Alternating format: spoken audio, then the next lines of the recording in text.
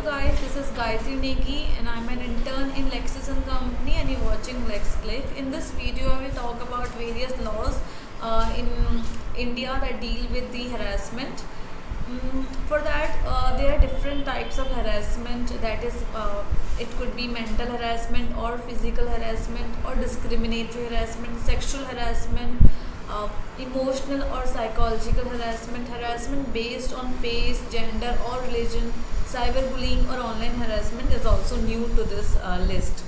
So what are the laws, Indian laws, that deal with these kinds of forms of harassment? First, the major law is IPC 1860. It has various sections under this which deal specifically with harassment crimes. And then we have Sexual Harassment of Women at Workplace Act 2013. This also deals with the harassment at the workplace with women. The term mental harassment has not been specifically defined under the IPC. However, harassment can be interpreted in terms of cruelty or torture. So, section 294 of IPC, which talks about obscene acts and song. Second, we have section 354 that deals with assault or criminal force to women with intent to outrage her modesty.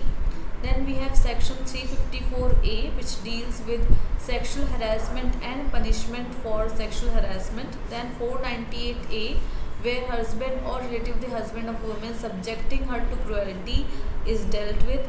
Then section 509, word, gesture or act intended to insult the modesty of a woman. Then we have Information Technology Act 2000, which also deals with harassment cases.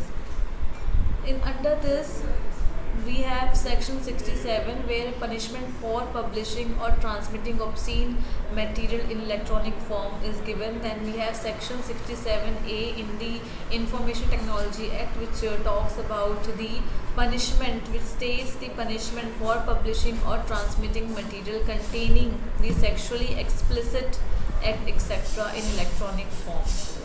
So this was all about harassment and laws, Indian laws that deal with harassment. Thank you guys. Thank you for watching.